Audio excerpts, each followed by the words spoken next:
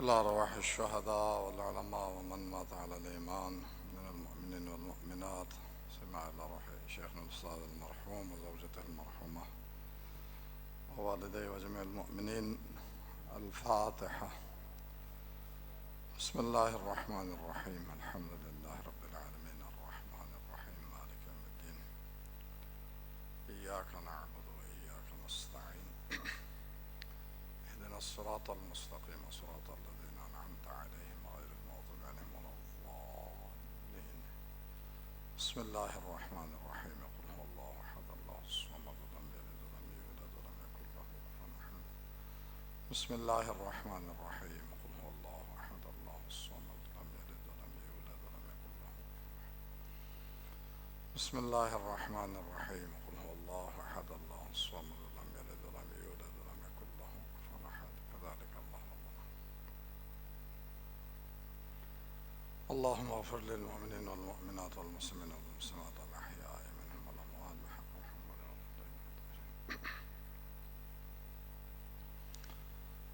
أعوذ بالله من الشيطان اللعين الرجيم.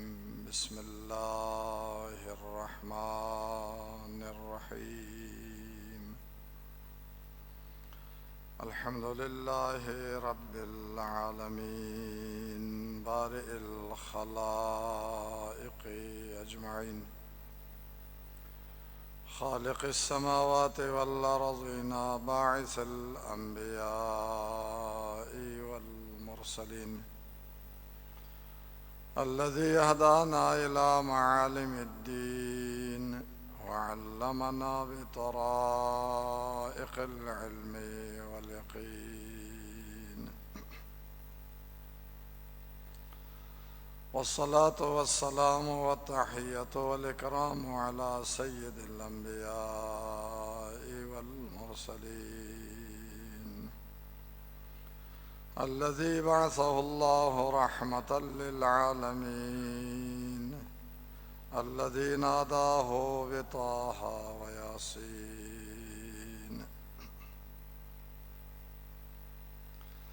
العبد المؤيد والرسول المسدد، المصطفى الأمجد المحمود الأحمد، البشير النذير والسراج المنير، حبيب إله العالمين، الذي سمي في السماوات بأحمد وفي الأراضين بأبي القاسم محمد. اللهم صل على محمد وآل محمد وعجل فرجهم. ثم الصلاة والسلام والتحية والإكرام على آله الطيبين الطاهرين الميامين المعصومين، الغر المحجلين الهداة المهديين، المنتجبين المنتخبين المظلومين،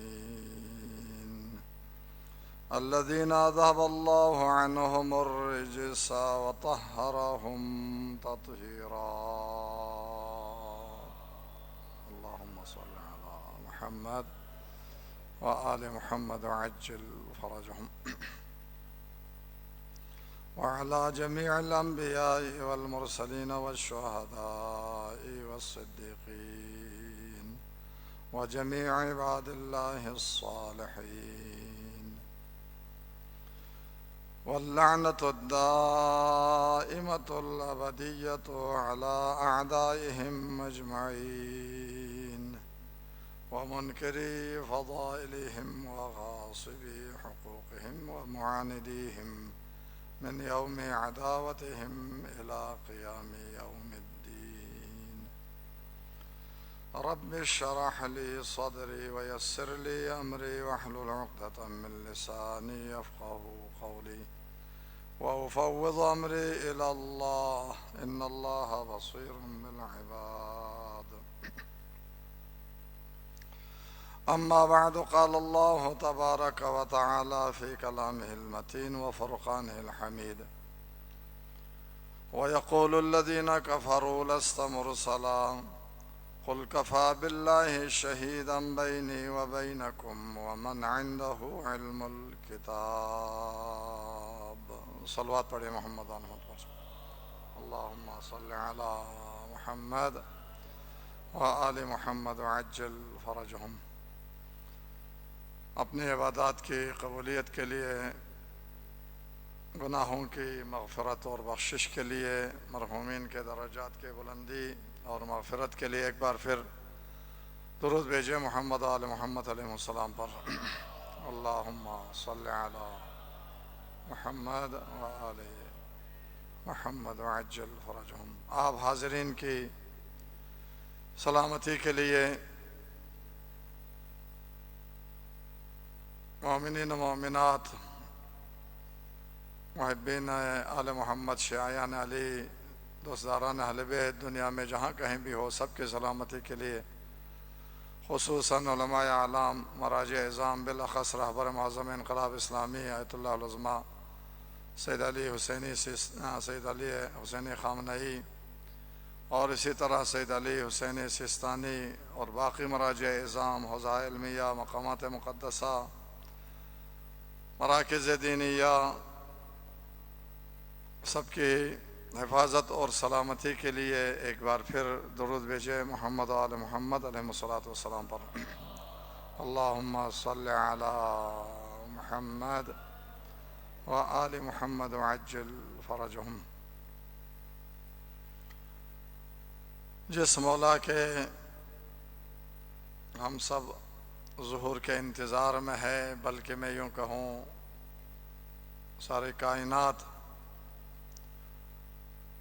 ان کی تشریف آوری اور ظہور کے لیے انتظار میں ہے اور دعا گو ہیں، ان کی سلامتی کے ساتھ ظہور میں تعجیل کے لیے ایک بار پھر بلند آواز سے درود بھیجے محمد آل محمد علیہ السلام پر. اللہم صل علی محمد وآل محمد وعجل فرجهم. بزرگان محترم، برادران ایمانی اور میری مائیں، بہنیں اور بیٹیاں جو سن رہی ہیں،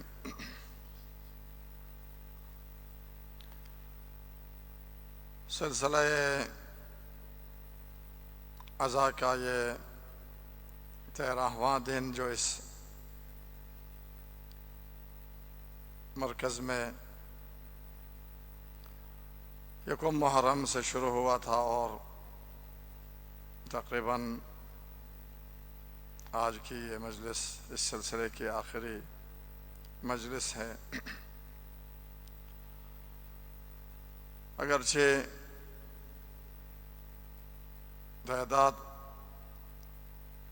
عاشوراء کے بعد مومنین کی روز بروز کم ہوتی چلی جاتی ہے، لیکن جو ارزش اور قیمت ہوتی ہے انسان کے عمل کی، وہ انسان کے اخلاص اور للہیت اور خلوص نیت سے بنتی ہے قیمت اور ارزش. انسان کا عمل جتنا قربتاً اللہ اور خالصتاً للہ ہو، اللہ کی بارگاہ میں وہ عمل تھوڑا بھی ہو، اس کی ارزش اور قیمت بہت بڑی ہوتی ہے. اپنی عبادات اور ان مجالس میں اس حاضری کی قبولیت کے لیے اور اس دعا کے ساتھ کہ اللہ تعالیٰ آپ سب کو، تمام مومنین کو سلامت رکھ کر آنے والے سالوں میں اسی طرح سید الشہداء کے ذکر کو اور اس ترویج مذہب و ملت اور دین و مذہب کی ترویج کا یہ جو عظیم سلسلہ ہے، اس کو جاری رکھنے اور ان میں شرکت کرنے کی اللہ توفیق عطا فرمائے. اس کے لیے ایک بار پھر درود بھیجے محمد آل محمد علیہ السلام پر. اللهم صل على محمد وآل محمد وعجل فرجهم. بزرگان محترم، عزیزان گرامی، سورہ مبارکہ رات کی اس آیت کریمہ کے ذیل میں کچھ مطالب آپ کے گوش گزار ہوئے گزشتہ 2 دنوں میں، اور آج اس حوالے سے اس بات کی دلیل کے طور پر کہ جس ہستی کو رب ذوالجلال نے سید الانبیاء صلوات اللہ وسلام علیہ کی رسالت کا گواہ قرار دیا، وہ علی ابن ابی طالب علیہ الصلوۃ والسلام کی ذات گرامی ہے. اور اس آیت سے یہ بات سامنے آئی کہ جس وجہ سے انہیں گواہ بنایا گیا اور گواہ قرار دیا، اور اللہ کی گواہی کے بعد ان کی گواہی کو اس بات حقانیت رسالت کے لیے کافی سمجھا گیا، جس بنیاد پر وہ ہے علم الکتاب کا ہونا، کہ ان کے پاس علم الکتاب ہے. ومن عنده علم الکتاب، اس لیے اس علم کتاب کو خاص طور پہ ذکر کیا کہ وہ گواہی کے لیے کافی ہے جس کے پاس علم الکتاب موجود ہے. اور احادیث شریفہ سے یہ بات واضح ہو گئی کہ وہ ذات علی ابن ابی طالب علیہ الصلوۃ والسلام کی ذات گرامی ہے، جو اللہ کی طرف سے رسالت کے گواہ مقرر ہوئے، اور یہ بہت بڑا مقام اور بہت بڑی منزلت ہے. اس کی تائید ہوتی ہے ایک اور آیت کریمہ سے، سورہ مبارکہ ہود کی آیت نمبر 17. یہ جو آیت جس کی پچھلے 2 دنوں میں تلاوت ہوئی اور تھوڑی سی وضاحت ہوئی، سورہ رات کی آیت نمبر 43 ہے. اس کی تائید ہوتی ہے اس آیت سے جو سورہ ہود کے اندر موجود ہے. القرآن یفسر بعضہ بعضا، بعض آیت دوسری آیت کی مفسر بنتی ہے، یہاں بھی اسی طرح. سورہ ہود کے اندر ارشاد ہوا، افمن کان علی بینۃ من ربہ ویتلوہ شاہد منہ. یہاں بھی گفتگو اور بحث سلسلہ کلام رسول معظم اسلام صلی اللہ علیہ وآلہ وسلم اور قرآن کی حقانیت کے حوالے سے ہے.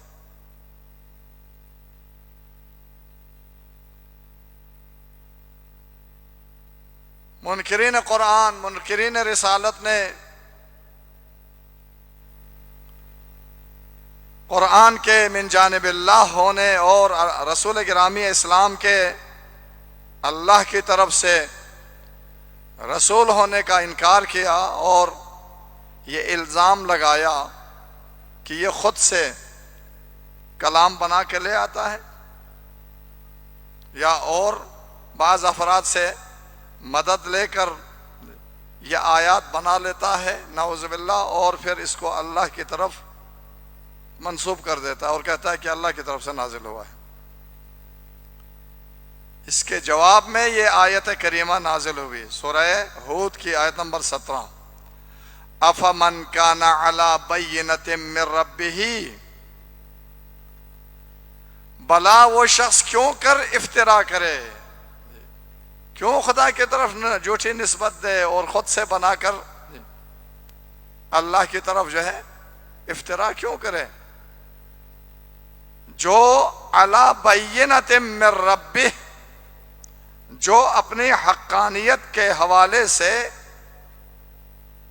اپنے برحق نبی اور رسول ہونے کے حوالے سے واضح اور بین دلیل لے کے آیا ہوا ہے. وہ واضح دلیل وہ بینۃ من ربہ کیا ہے؟ وہ اپنے پروردگار کی طرف سے بین دلیل واضح اور قاطع برہان لے کے آیا ہوا ہے. وہ قاطع برہان یہی قرآن ہے جس نے شروع سے چیلنج کیا، تمام انسانوں کو دعوت دی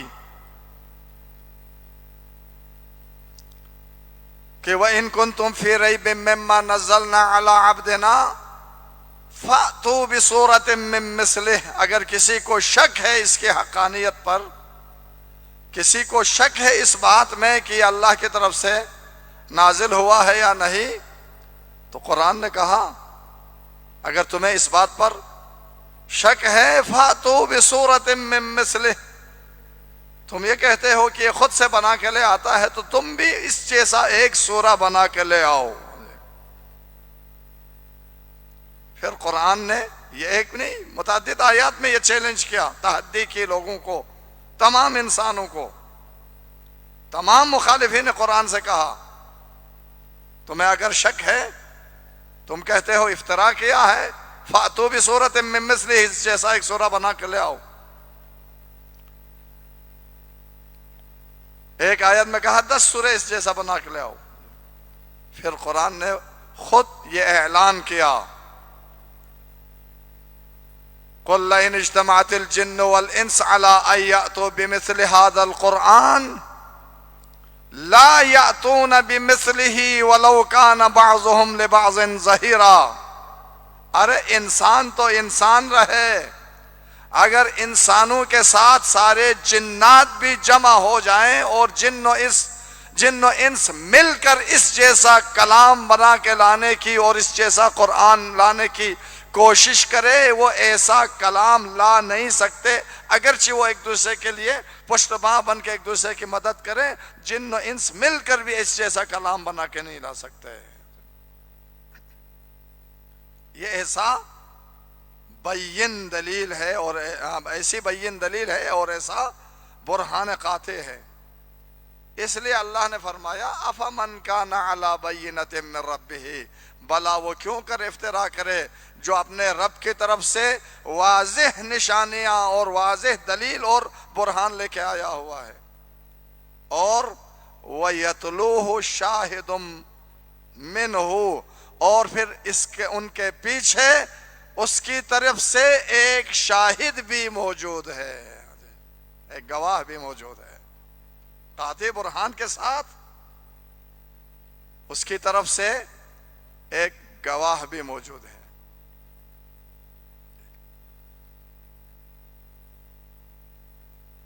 یتلوہ شاہد منہ، اس کے پیچھے پیچھے آ رہا ہے، اس کے یتلوہ، ہم محاورات میں کہتے ہیں نا تالی تلو، یعنی قدم قدم کے نشان پہ قدم رکھ کے پیچھے پیچھے آنا. اس کے پیچھے شاہد منہ، اس کی طرف سے ایک شاہد بھی آیا ہوا ہے، گواہ بھی موجود ہے. تو پھر اسے افتراء کرنے کی ضرورت ہے کیا ہے؟ شیعہ سنی مفسرین، دسیوں مفسرین نے اہل سنت کے، اسی طرح تمام شیعہ مفسرین اس بات پر متفق ہے. بلکہ اگر میں یوں عرض کروں تو شاید بیجا نہ ہو کہ مستفیض روایات موجود ہیں اور ایک لحاظ سے اجماع ہے مفسرین کا اس بات پر. تفسیر قرطبی کے اندر موجود ہے، تفسیر ثعلبی میں موجود ہے، تفسیر طبری کے اندر موجود ہے، تفسیر در منصور میں سیوطی نے لکھا ہے، روح المعانی کے اندر آلوسی نے لکھا ہے، تفسیر بحر المحیط کے اندر یہ موجود ہے. حتیٰ ابن عساکر نے تاریخ دمشق کے اندر یہ روایت لکھا ہے کہ حضور سرور کائنات صلی اللہ علیہ وآلہ وسلم نے ارشاد فرمایا. اور پھر متعدد صحابہ کرام سے نقل ہوئی ہے یہ روایات، صرف ایک صحابی سے، دو صحابی سے نہیں. ابن عباس ہے اس روایت کے راوی، اور بہت سارے جلیل القدر صحابہ کرام ہیں جن سے یہ روایات مفسرین نے اسناد کے ساتھ اپنی کتابوں کے اندر تفاسیر کے اندر نقل کی ہے، 60 سے زائد اس بارے میں اسناد موجود ہے۔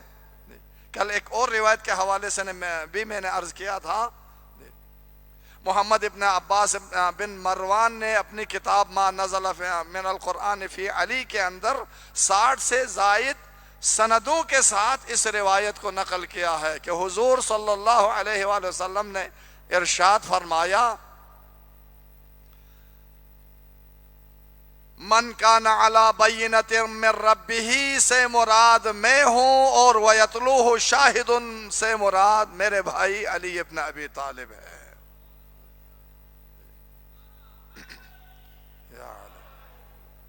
تمام مفسرین نے لکھا ہے جی۔ تفسیر مظہری کو آپ اٹھا کے دیکھ لیجئے، اردو میں لکھا ہوا ہے، ہمارے بر صغیر کے مفسر ہے شیخ الاسلام شیخ القرآن محمد ثناء اللہ ہے مظہری، جن کی معروف تفسیر ہے تفسیر مظہری۔ اس آیت کے ذیل میں بہت تفصیل سے انہوں نے لکھا ہے۔ وہ پہلے امام بغوی جو عظیم مفسر ہے اہل سنت کے، ان کے قول کو نقل کرتے ہیں، لکھتے ہیں کہ امام بغوی نے کہا کہ کیوں علی کو شاہد قرار دیا گیا، ان کو شاہد کیوں کہا گیا؟ اللہ نے ان کو شاہد اور گواہ قرآن کی حقانیت، لیکن کس قدر جی عظیم مرتبت ہے یہ جی، کتنی بڑی عظمت ہے، کتنی بڑی صفت ہے کہ جہاں خالق کائنات اپنے کلام کی حقانیت اور اپنے رسول کے برحق رسول ہونے اور ان کی رسالت کے لیے اس ذات کو، اس ہستی کو گواہ قرار دے رہے ہیں جی۔ کس کو حاصل ہے یہ مقام جی؟ کون ہے امت کے اندر جی جسے یہ مقام حاصل ہو؟ کسی نے آج تک اس کا جی جھوٹا دعویٰ بھی نہیں کیا اور کر بھی نہیں سکتا جی، کر بھی نہیں سکتا۔ تو وہ بغوی کی بات جو ہے تفسیر مظہری کے اندر جو ہے شیخ ثناء اللہ ہے مظہری، اس کے بعد کو بیان کر رہے ہیں، لکھ رہے ہیں کہ بغوی نے کہا کہ علی کو شاہد اس لیے بنایا گیا ہے، اس لیے ان کو شاہد قرار دیا اللہ نے، چونکہ یہ سب سے پہلے کلمہ پڑھنے والے تھے، اور یہ شروع سے لے کر پیغمبر اکرم صلی اللہ علیہ وسلم کی کے ساتھ تھے، انہی کی آغوش میں انہوں نے تربیت پائی تھی، آیات کے نزول کو جو ہے وہ جانتے تھے۔ پھر خود مظہری کہتے ہیں کہ نہیں، میرے نزدیک اس سے زیادہ بہتر ایک توجیہ اور اس سے زیادہ اچھی اس کی وجہ اور سبب ہے کہ علی امیر المومنین کو اللہ نے کیوں گواہ بنایا۔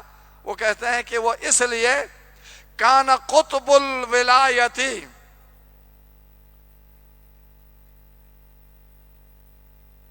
علی امیر المومنین علیہ الصلوۃ والسلام وہ ولایت کے قطب تھے، یہ مظہری کہتے ہیں۔ قطب عربی میں چکی کے اس مرکزی راڈ کو یا اس لوہے کو کہا جاتا ہے جس کے اوپر اور جس کی وجہ سے چکی جو ہے وہ گھومتی ہے۔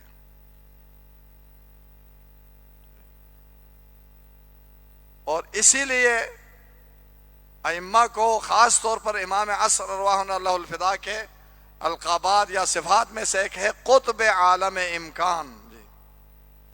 اس عالم امکان، اس ممکنات اور موجودات کا وہ مرکز و محور جس کے گرد یہ ساری کائنات گھومتی ہے۔ تو علامہ مظہری کہتے ہیں کہ کان قطب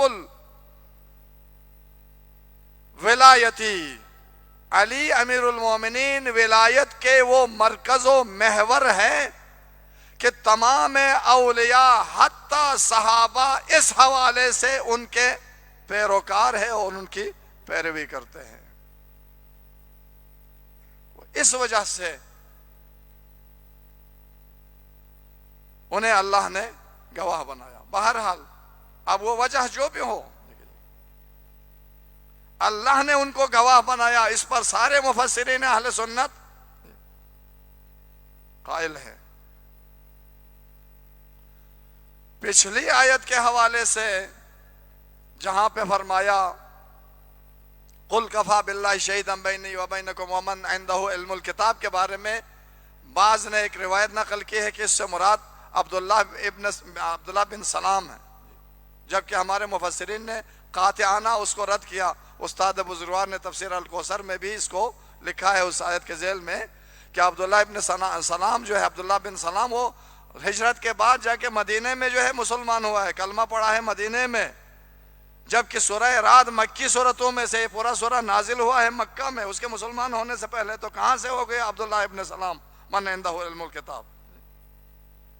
لیکن اس آیت مجیدہ کے حوالے سے کسی اور نے اس طرح کی کوئی روایت بھی بیان نہیں کی، کسی نے نہیں کہا علی کے سوا کوئی اور ہو جس میں وَيَتْلُوهُ شَاهِدٌ مِّنْهُ، اس کے پیچھے ایک گواہ موجود ہے۔ اس سے مراد علی ابن ابی طالب کی ذات ہے۔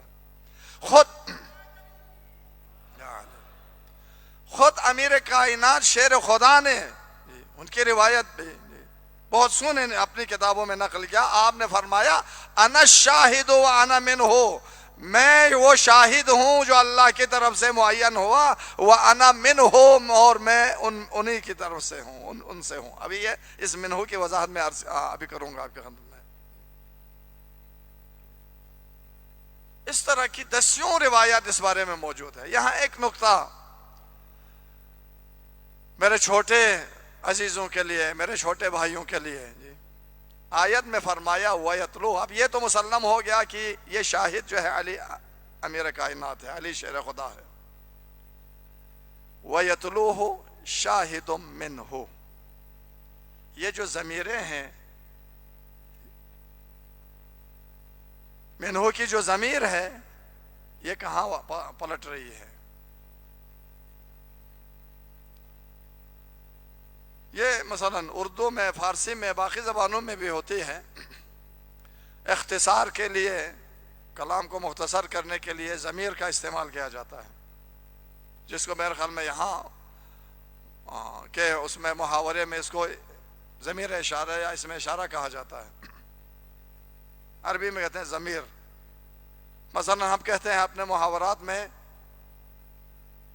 علی یہاں پڑھتا ہے، یہ اس کی کتاب ہے، یہ جو اس کی ہے یہ ضمیر ہے جو اس علی کی طرف پلٹ رہی ہوتی ہے۔ دوبارہ علی کے نام کو تکرار کرنے سے گریز کرتے ہیں، اعتراض کرتے ہیں، اور اس نام کی جگہ ضمیر لایا جاتا ہے۔ یہ ادبیات کے محاسن میں سے وہ ہے۔ عربی میں بھی اسی طرح ہے، بلکہ بہت زیادہ ہے یہ سلسلہ۔ آیت میں فرمایا افمن کان علی بینۃ من ربہ ویتلوہ شاہد منہ، توجہ رکھیے گا، ایک من آیا ہوا ہے جس سے مراد پیغمبر اکرم کی ذات ہے۔ من کان علی بینۃ من ربہ، وہ شخص جو اپنے پروردگار کی طرف سے واضح دلیل لے کے آیا ہوا ہے، وہ شخص کون ہے؟ رسول مکرم ہے۔ وَيَتْلُوهُ، اور اس کے پیچھے آیا آتا ہے شاہدن، ایک گواہ، منہ، اس کی طرف سے یا اسی سے، منہ یا اس کا معنی ہوگا اسی سے یا ہوگا منہ اس کی طرف سے۔ اگر یہ ضمیر پیغمبر اکرم کی طرف پلٹتی ہے، استاد بزرگوار نے اس نقطے کو تفسیر الکوثر میں رحمت اللہ علیہ، تفسیر الکوثر میں اس نقطے کو بیان فرمایا۔ اگر ضمیر حضور کی طرف لوٹے تو اس کا معنی یہ ہوگا کہ ایک گواہ موجود ہے جو خود رسول کا جز ہے، من جزیت کے اوپر ذات کرتا ہے۔ یتلوہ شاہد منہ، یعنی ایک شاہد اس کے پیچھے موجود ہے جو اسی کا جز ہے، انہی میں سے ہے۔ جیسے حضور کے بارے میں فرمایا نا بعث فی الامیین رسولا منہم، ایک رسول بھیجا امیین کے درمیان انہی میں سے، یعنی جو اسی قوم کا حصہ ہے۔ یہاں بھی منہ، اسی سے، یعنی کیا مطلب؟ یہ شاہد ایسا ہے جو اسی کا حصہ ہے.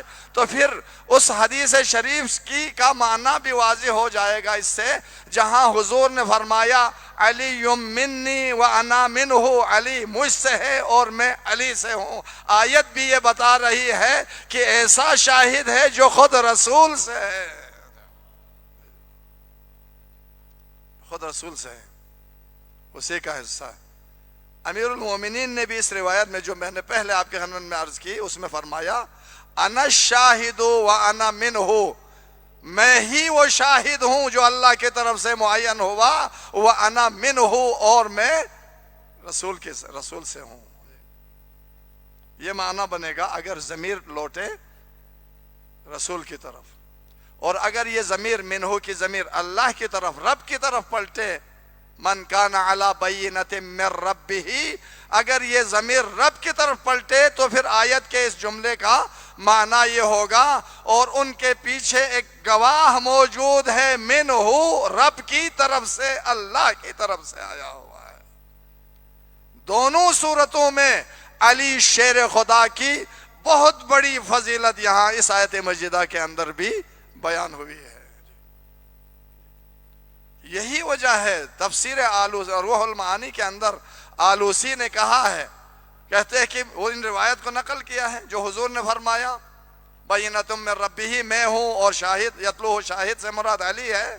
اور اس طرح کی بعض دوسری روایتیں امیر المومنین کی اس روایت وغیرہ کو بیان کرنے کے بعد وہ کہتا ہے کہ شیعہ ان روایات سے ائمہ طاہرین کی امامت پر استدلال کرتے ہیں اور کہتے ہیں چونکہ کہا ہے کہ وَيَتْلُوهُ، ان کے پیچھے موجود ہے ایک گواہ اللہ کی طرف سے، تو وہ اس جملے سے استدلال کرتے ہیں کہ علی خلیفہ بلا فصل ہے، پیغمبر کے بلا فصل جانشین ہے.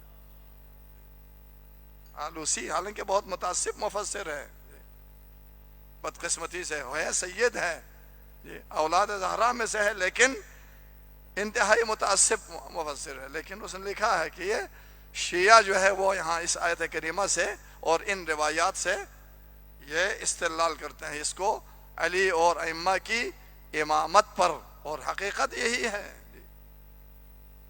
یہ آیتیں در حقیقت ائمہ ہدی علیہ الصلوۃ والسلام کی، علی امیر المومنین اور ان کی اولاد طاہرین کی امامت کے اوپر جو ہے وہ دلیل ہے. یہ ٹھیک ہے، مستقیماً امامت کو یہاں بیان نہیں کیا گیا، ہم اپنے طلاب عزیز کو دروس میں بھی بیان کرتے ہیں. اس آیت نے ثابت کر دیا کہ امت کے درمیان علی سے افضل اور کوئی شخص بعد از پیغمبر نہیں ہے.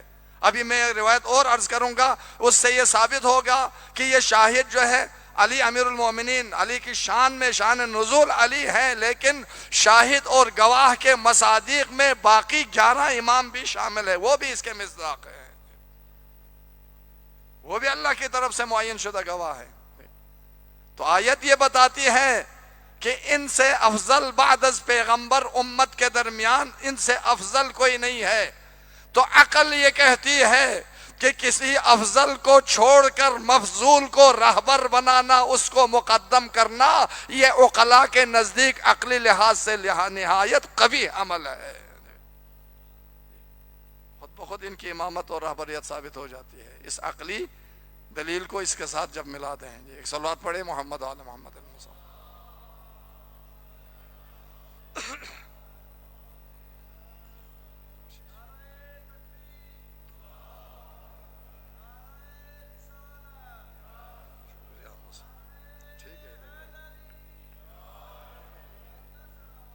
اللہم صلی علی محمد.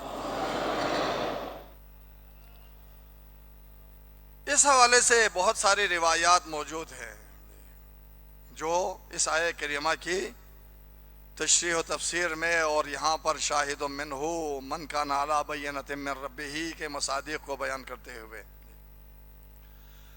میں 2 روایت اگر ہو سکے، نہیں تو ایک روایت آپ کے خدمت میں عرض کروں گا. ایک تو اس روایت سے پہلے ایک تو زازان جو معروف اصحاب میں سے ہے اور امیر المومنین کے مخلصین میں سے تھے، اس کی روایت موجود ہے اسی طرح ابو بکر سبیعی نے اپنی تفسیر کے اندر ابو الجارود سے اس روایت کو نقل کیا اہل سنت منابع میں. ابو بکر سبیعی نے اپنی تفسیر کے اندر ابو الجارود سے بھی اس روایت کو ایک اور سند کے ساتھ نقل کیا. وہ یہ ہے کہ امیر المومنین سلام اللہ علیہ نے فرمایا، زازان کی روایت میں ہے لو سنیت لی الوسادۃ. ابو الجارود کی روایت میں تھوڑا سا وہ ہے اختلاف ہے، اس میں ہے والذی برأ النسمہ، جی قسم کے ساتھ موجود ہے. باقی روایت متن بالکل ایک جیسی ہے. صرف ابو الجارود کی روایت میں ہے لو کسرت لی الوسادہ. زازان نے کہا لو سنیت لی الوسادہ، معنی دونوں کا ایک ہے. امیر المومنین نے فرمایا اس ابو الجارود کی روایت کے مطابق قسم کھا کے اس ذات کی قسم جس نے کائنات کو خلق کیا اور دانوں کو چیر کر اس کے اندر سے سبزے اور درخت اگائے، اس ذات کی قسم جس نے کائنات و مخلوقات کو خلق فرمایا کہ لو سنیت لی الوسادۃ، اگر میرے لیے مسند قضا بچھا دی جائے تو لحکمت بین اہل التورات من توراتہم وبین اہل الانجیل من انجیلہم وبین اہل الزبور من زبورہم وبین اہل الفرقان من فرقانہم. اگر مجھے مسند قضاوت پہ بٹھا دیا جائے تو میں اہل تورات کو تورات سے فیصلہ سناؤں گا، اہل انجیل کو انجیل سے فیصلہ سناؤں گا، زبور والوں کو ان کی کتاب زبور سے فیصلہ دوں گا، اور قرآن کے ماننے والوں کو ان کی کتاب قرآن سے فیصلہ سنا دوں گا. اور ایسا فیصلہ جو اللہ کی طرف جائے اور خدا جس پر راضی ہو، یعنی برحق عدل و انصاف اور حق و حقیقت کو کی بنا پر ایسا فیصلہ ہوگا جو فیصلہ یسعد الی اللہ، جو اللہ کی طرف جائے گا. اس کے بعد فرمایا کہ خدا کی قسم ہے کوئی آیت ایسی نازل نہیں ہوئی جسے میں نہ جانتا ہو، جس کا علم میرے پاس نہ ہو. کسی خشکی پہ نازل ہوئی ہو، سمندر میں نازل ہوئی ہو، رات میں نازل ہوئی ہو، دن میں نازل ہوئی ہو، کسی پہاڑی علاقے میں نازل ہوئی ہو، میدان میں نازل ہوئی ہو، کوئی آیت کسی شخص کے بارے میں نازل ہوئی ہو، قریش کے افراد کے بارے میں جن کے بارے میں جو آیات نازل ہوئے ہیں، سب کچھ میرے پاس اس کا علم موجود ہے، سارا علم میرے پاس موجود ہے. جب یہ فرمایا فقام رجل، ایک شخص کھڑا ہو گیا. بعض دوسری روایات میں لکھا ہے اس کا نام ابن القوا تھا.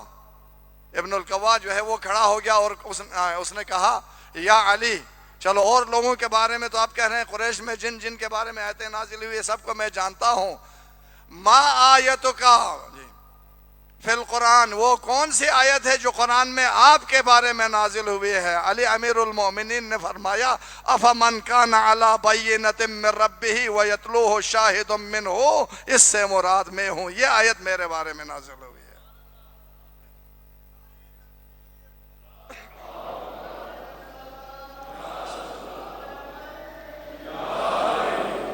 فرمایا یہ آیت مجیدہ ہے جو میرے بارے میں نازل ہوئی ہے. اور اس طرح کی کئی اور روایات موجود ہے. میں ایک دو روایتیں جو ہے پڑھنا چاہ رہا تھا لیکن میرا وقت جو ہے وہ تقریباً ختم ہو رہا ہے. ایک روایت صرف اس مطلب کو بیان کرنے کے لیے کہ یہ معارف ہے کتاب، یہ علم قرآن یا بلکہ تمام کتب آسمانی کا علم، یہ پھر علی امیر المؤمنین کے بعد یکے بعد دیگر ائمہ ہدی علیہ السلام کو منتقل ہوتے رہے. طلحہ کی امیر المومنین سے ایک گفتگو ہے، وہی طلحہ جو معروف طلحہ ہے جی، جو بیعت توڑ کے دوسری طرف چلا گیا، زبیر کا ساتھی.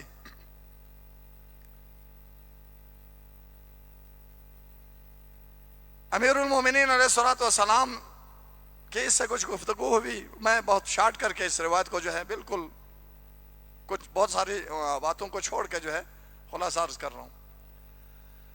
اس میں امیر المومنین نے فرمایا سب کچھ نہیں علم میرے پاس ہے، جو کچھ اللہ کی طرف سے نازل ہوا سب کچھ پیغمبر نے املا کرایا، میں نے لکھا اور مکتوب صورت میں میرے پاس موجود ہے۔ وَكُلُّ مَا تَحْتَاجُ إِلَيْهِ الْأُمَّةُ إِلَى يَوْمِ الْقِيَامَةِ، ہر وہ چیز جس کے اوپر جو ہے، یہ جو کل بھی میں نے شاید یہ جملہ عرض کیا تھا، جس کو جو امت کی ضرورت ہے، امت جس پر محتاج ہے قیامت تک، وہ سب کچھ لکھا ہوا میرے پاس موجود ہے۔ فقال طلحہ نے کہا اخبرنی عما فی یدیک، کہا علی یہ جو آپ کے پاس سب کچھ موجود ہے، قیامت تک کے معارف اور علوم آپ کے پاس موجود ہے، تو مجھے یہ بتاؤ الی من تدفعہ ومن صاحبہ بعدک، یہ آپ جو ہے وہ کس کو دے کے جائیں گے اپنے بعد، اور اس کا صاحب اور اس کا مالک کون ہوگا، یہ سارے علوم کس کو دے کے جائیں گے؟ اور علی امیر المومنین بھی آپ کے سامنے ہے، وہ روایات جو ہے وہ کمیل والے روایت جس میں مولانا فرمایا سینے پہ ہاتھ رکھے فرماتے تھے ان ہا ہنا لعلما جما، یہاں علم کا بہت بڑا ذخیرہ موجود ہے، ان ہا ہنا لعلما جما لو اصبت له حملتا، کاش ان علوم کو حاصل کرنے والا کوئی اہل بندہ مجھے مل جائے۔ تلاش میں رہتے تھے علی۔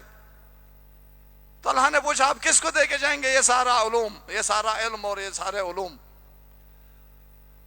فقال علی امیر المومنین سلام اللہ علیہ نے فرمایا الی من امرنی رسول اللہ صلی اللہ علیہ وآلہ وسلم ان ادفعہ، میں اسی کو دے کے جاؤں گا جسے دے کے جانے کا رسول خدا نے مجھے حکم دیا ہے۔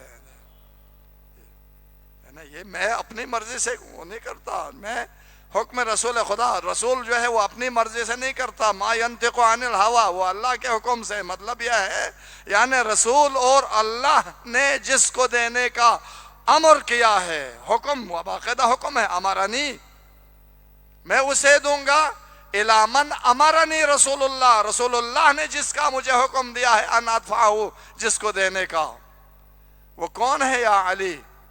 فرمایا وصی، وہ میرا وصی اور جانشین ہے، وَأَوْلَى النَّاسِ بَعْدِي بِالنَّاسِ، اور لوگ میرے بعد لوگوں میں سب سے زیادہ اس چیز کے لیے سب سے زیادہ اہل اور لائق شخص وہی ہے جو میرا وصی ہے۔ علی کون ہے وہ؟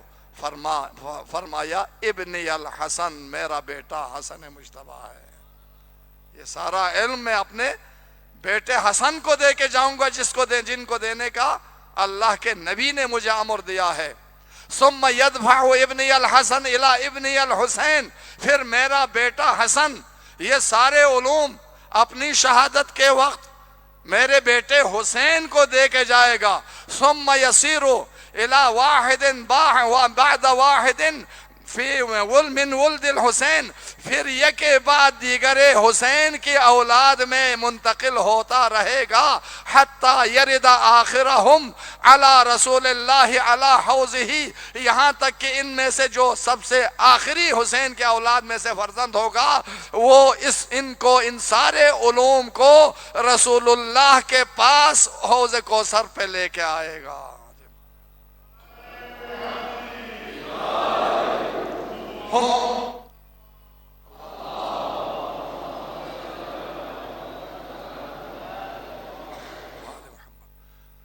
ہم مع القرآن والقرآن معہ، اس کے بعد مولانا نے فرمایا ان میں سے جو آخری ہستی ہے وہ ان سارے علوم کو حوض کوثر پہ رسول اللہ کے پاس لے کے آئے گا۔ ہم مع القرآن والقرآن معہ، یہ قرآن کے ساتھ ہیں اور قرآن ان کے ساتھ ہے۔ اس جملے سے پچھلی مجلس میں نے پہلی مجلس میں عرض کیا تھا، یہ جملہ یہ بتاتا ہے ہم مع القرآن والقرآن معہ، کہ یہ قرآن کے ساتھ ہے، قرآن ان کے ساتھ ہے، اس جملے کا مفہوم یہ بنتا ہے کہ یہ سارے کے سارے معصوم عن الخطا ہے، اور ان سب کے پاس پورے کے پورے قرآن کا علم موجود ہے۔ ہم مع القرآن والقرآن معہ۔ تو یہ بعض اور روایات کے اندر معصومین علیہم الصلاۃ والسلام، ائمہ ہدیٰ علیہم الصلاۃ والسلام کے بارے میں ہے ہم شہداء اللہ یا علی خلقہ، کئی روایات میں، ایک نہیں کئی روایات میں۔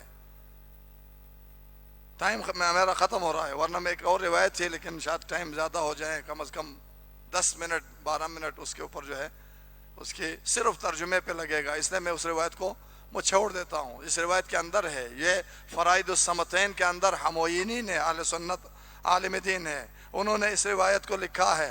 اور آیت اللہ شیخ حر عاملی جو جلیل القدر محدث ہیں، مشہد مقدس میں سامن الحجت سلام اللہ علیہ کے روزے کے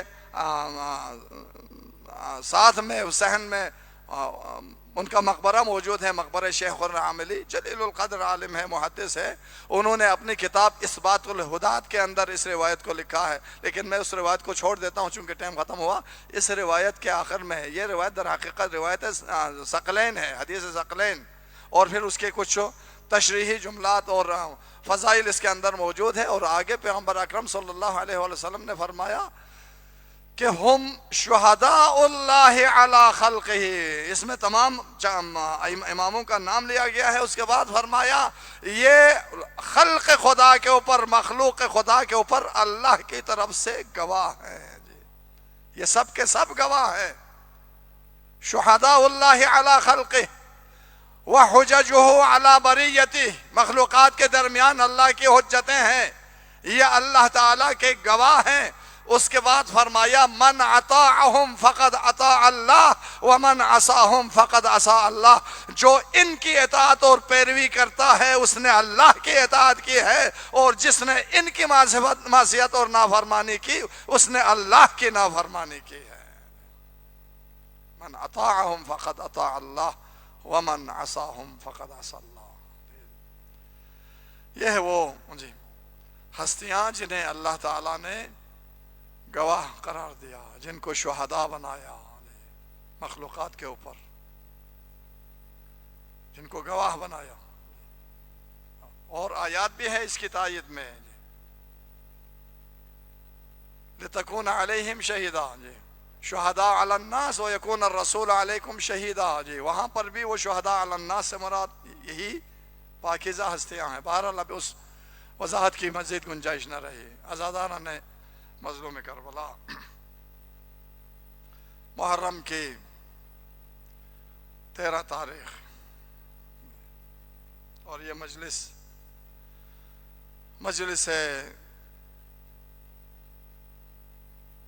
صوم شہداء کہے یا اس کو دفن شہداء کربلا کی مجلس ہے۔ جن پاکیزہ ہستیوں کو اللہ نے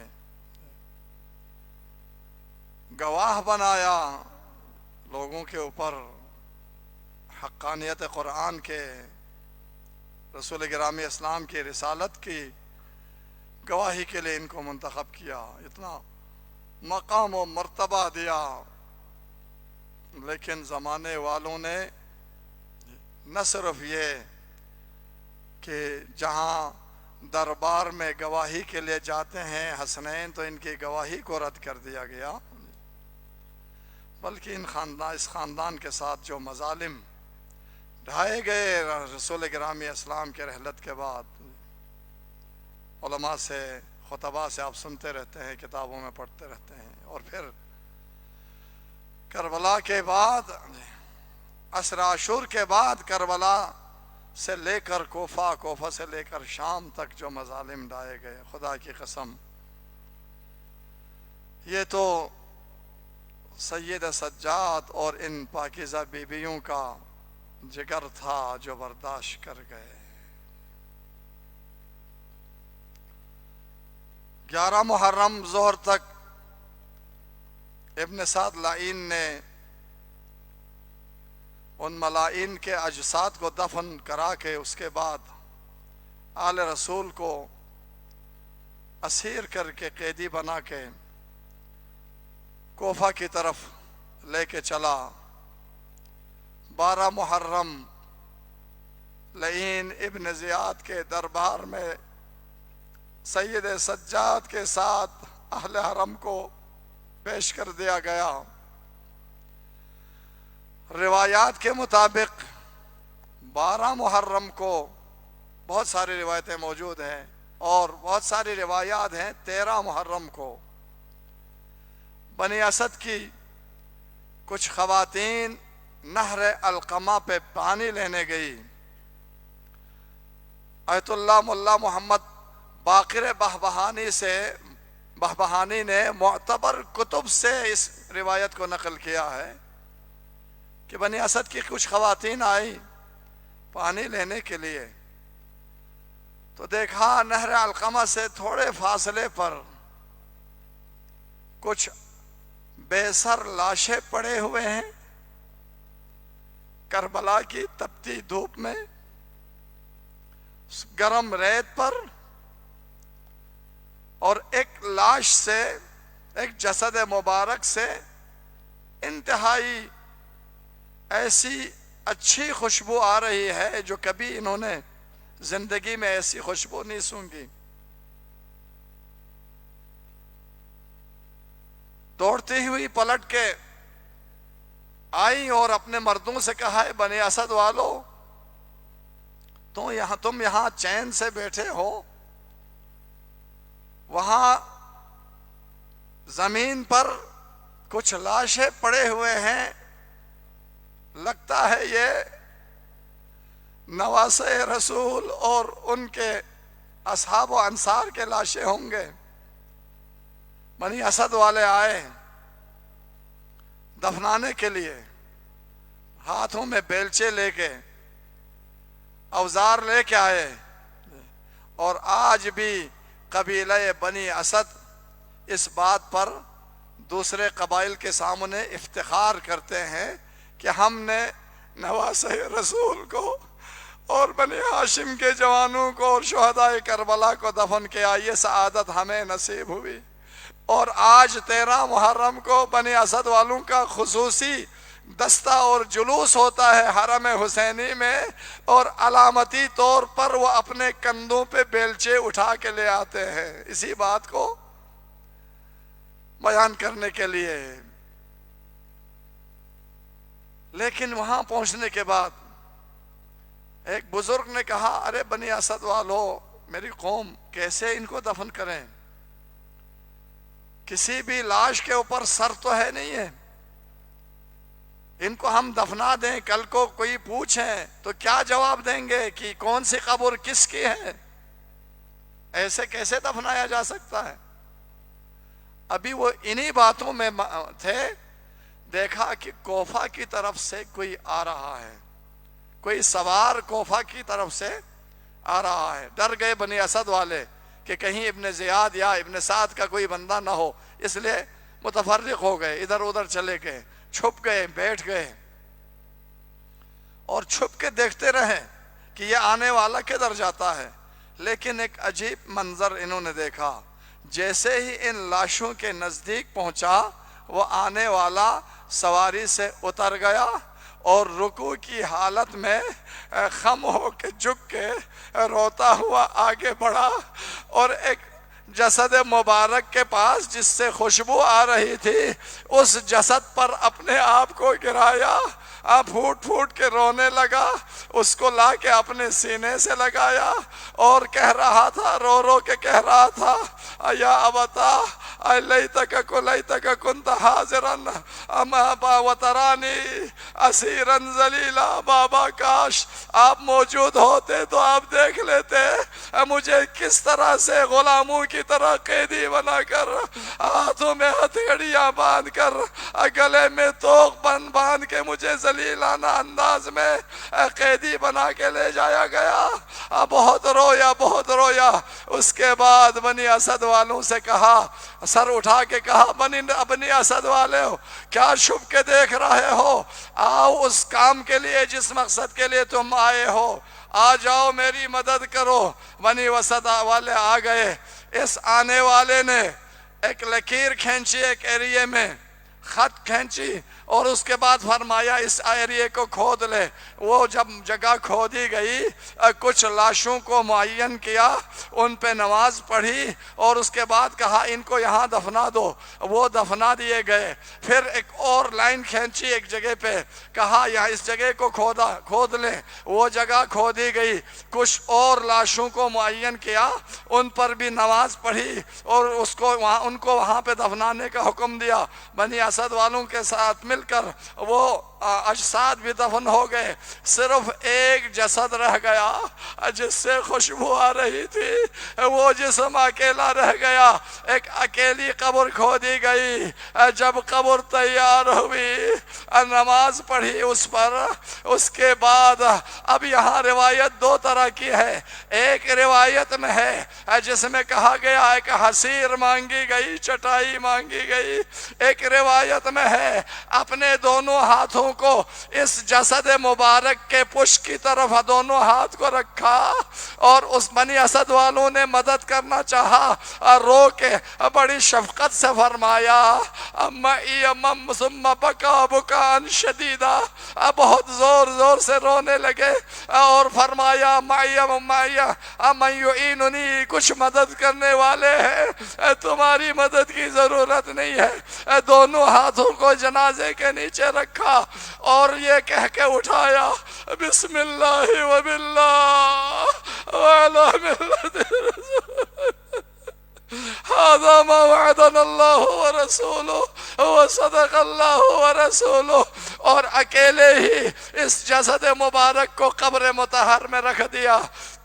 اور اس کے بعد عزاداروں جملہ آپ سن سکتے ہیں، تو جھک گئے، قبر کے اندر جھکے، ثم وضع خدہ علی منخرہ الشریف، اپنے رخسار کو اس کٹے ہوئے حلقوم پہ رکھا، اور رو کے فرمایا طوبی لارض تضمنت جسدک، اے زمین تو کس قدر خوش قسمت ہے، تو نے اپنی آغوش میں اس جسد مبارک کو لیا۔ اس کے بعد فرمایا اما الدنیا فمظلمہ، بابا اب دنیا میرے لیے تاریک ہو چکی، واما الآخرۃ بنورک مشرقہ، آخرت تیرے نور سے روشن ہو گیا، اما الحزن فسرمد، بابا اب میرا غم جب تک میں زندہ ہوں میرا یہ غم باقی رہے گا، وَأَمَّا اللَّيْلُ فَسَمَّ مُسَحَّدَ، اب مجھے راتوں میں نیند نہ آئے گی، میری راتیں جاگ کے گزر جائے گی۔ بہت رویا۔ اس کے بعد باہر نکلے، قبر پہ اوپر مٹیاں ڈال دی گئی۔ جب قبر پہ مکمل طور پہ مٹی ڈالی گئی، اپنی شہادت کی انگلی سے لکھ دیا ھذا قبر الحسین ابن علی ابن ابی طالب الذی قتلوه اجیالا، یہ حسین ابن علی کی قبر ہے جسے پیاسا اور غریبانہ ماں شہید کیا گیا۔ یہ کہہ کے یہ لکھ کر اٹھے۔ بنی اسد والوں سے کہا اجرکم اللہ، عزادارو بنی اسد والو چلو میرے ساتھ۔ نہر کے کنارے گئے، نہر علقمہ کے کنارے پہنچے، دیکھا کسی ایک نہایت جوان قوی ہیکل شخص کا کی جسد موجود ہے، ایک لاش مطہر وہاں پہ موجود ہے۔ جب وہاں پہنچے، جھک گئے، اپنے سر کو سینے پہ رکھا، پھر اٹھا اٹھا کے اپنے سینے سے لگایا اور کٹے ہوئے حلقوم پہ اپنے رخسار کو رکھا.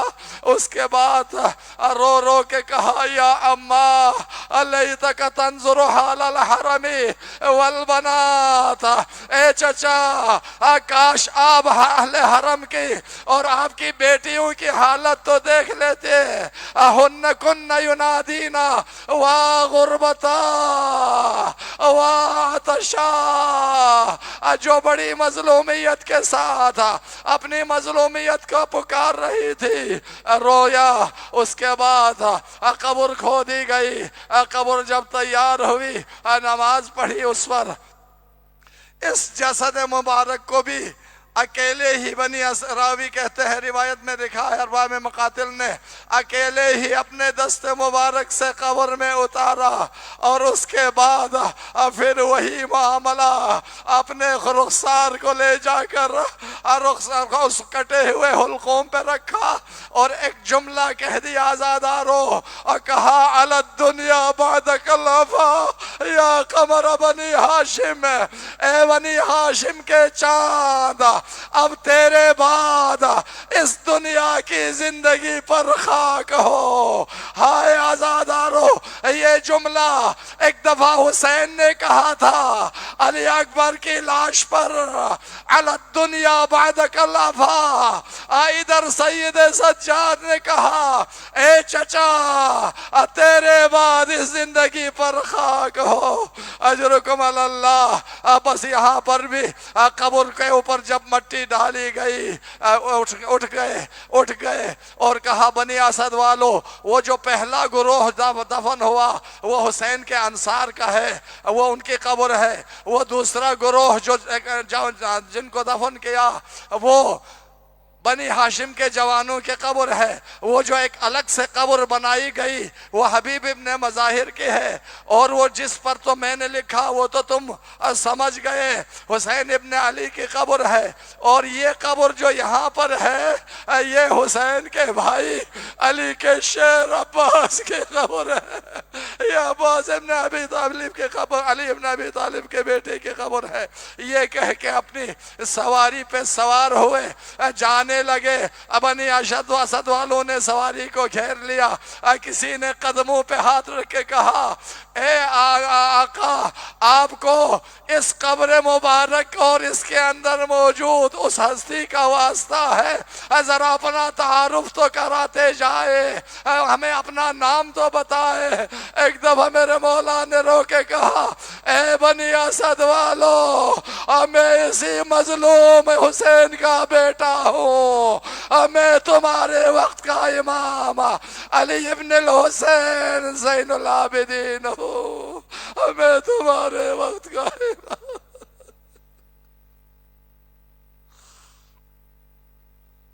الا لعنت اللہ علی القوم الظالمین وسيعلم الذين ظلموا أي منقلب ينقلبون يا ليتنا كنا معهم فنفوز فوزا عظيما.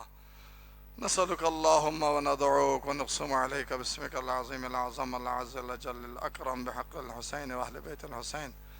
يا الله يا الله يا الله يا الله يا الله يا الله يا الله يا ربي يا ربي يا ربي يا ربي يا ربي يا رب. اللهم بحق فاطمة وأبيها وبعلها وبنيها والسر المستودع فيها استجب دعواتنا يا الله. اللهم ارزقنا في الدنيا زيارة الحسين وفي الآخرة شفاعة الحسين وزدنا محبة الحسين واكتبنا من زوار الحسين وجعلنا من الواكن في عزاء الحسين واجعلنا من مبلغ مكتب الحسين واحشرنا تحت لواء الحسين وادخلنا الجنة من باب الحسين وادخلنا الجنة مع الحسين وأهل بيت الحسين بحق الحسين وآل الحسين. پالنے والے تجھے تیرے عزت و جلال کا واسطہ، محمد و آل محمد علیہ الصلوۃ والسلام علی اور آل علیہ السلام کا واسطہ، اس عبادت کو اپنی بارگاہ میں قبول و منظور فرما. ان مجالس کو پروردگار ہمارے لیے آخرت میں نجات کا وسیلہ اور ذریعہ بنا دیں. پروردگار بحق محمد و آل محمد حاضرین مجلس میں تمام مومنین و مومنات کے حوائج شرعیہ کو پورا فرما. پروردگار بحق محمد و آل محمد جو بے اولاد ہیں انہیں اولاد کی نعمت سے مالا مال فرما، جن کے اولاد ہیں انہیں ایمان و عمل صالح کی توفیق اور محبت و معرفت اہل بیت کے ساتھ جینے کی توفیق عطا فرما۔ پروردگار بحق محمد و آل محمد جن مومنین مومنات نے دعا کی درخواست کی ہے، پروردگار ان کے حوائج شرعیہ کو پورا فرما، ان کی جو بھی آرزو تمنا ہے پروردگار انہیں پورا فرما۔ پالنے والے حاضر مومنین مومنات سمیت تمام مومنین و مومنات کو، خصوصاً علماء اعلام اور راج اعظام حوزہ علمیہ مقامات مقدسہ، سب کو آفات و بلیات سے، شر اشرار سے، دشمنوں کے شر سے مصون و محفوظ فرما۔ مجاہدین اسلام کو فتح و نصرت و غلبہ عطا فرما۔ دشمنان اسلام، دشمنان تشیع اگر قابل ہدایت ہو تو ہدایت دے، ورنہ صفحہ ہستی سے انہیں نیست نابود فرما۔ پروردگار بحق محمد و آل محمد علیہ الصلوۃ والسلام، تجھے تیرے عزت و جلال کا واسطہ، محمد و آل محمد علیہ الصلوۃ والسلام کا واسطہ، اسلامی جمہوری ایران اور اسی طرح مجاہدین یمن کے، فلسطین، غزہ، شام، عراق، جہاں جہاں بھی، کشمیر، جہاں جہاں بھی مسلمان اور مومنین دشمنان اسلام، دشمنان تشیع کے ساتھ برسر پیکار ہے، پروردگار بحق محمد و آل محمد ان مجاہدین کو فتح و نصرت و غلبہ عطا فرما، ان کی حفاظت فرما، اسلامی جمہوریہ پاکستان اور اس کے سرحدوں کی حفاظت فرما۔ پروردگار اس مملکت میں رہنے والے تمام پاکستانیوں کو اپنے حفظ امان میں اس ملک کے ساتھ مصون و محفوظ فرما۔ اس کے داخلی خارجی دشمنوں کو اگر قابل ہدایت ہو تو ہدایت دے، ورنہ صفحہ ہستی سے نیست نابود فرما۔ پروردگار حجت دوراں ولی آخر الزمان امام عصر ارواحنا لہ الفدا کے ظہور میں تعجیل فرما۔ ہمیں ان کے اعوان و ناصرین میں شامل ہونے کی توفیق عطا فرما۔ ربنا تقبل منا انک انت السمیع العلیم بحق محمد وآلہ الطیبین الطاہرین۔ پروردگارا ہم سب کو حج بیت اللہ اور زیارت اتباعت عالیات ائمہ ہدی کی زیارت کی توفیق نصیب فرما، مرحومین کے درجات بلند فرما، شفاعت محمد و آل محمد سب کو نصیب فرما، بالنبی و آلہ وصلی اللہ علی سیدنا محمد و آلہ اجمعین۔ الى ارواح امواتنا والى ارواح اموات المؤمنین والمؤمنات، سیما الى ارواح الشہداء والعلماء ومن مات على الإيمان، وإلى أرواح أموات الحاضرين، وإلى شيخنا الأستاذ المرحوم المغفور وزوجته المرحومة ووالديه نهدي جميعا ثواب الفاتحة والإخلاص مع الصلوات۔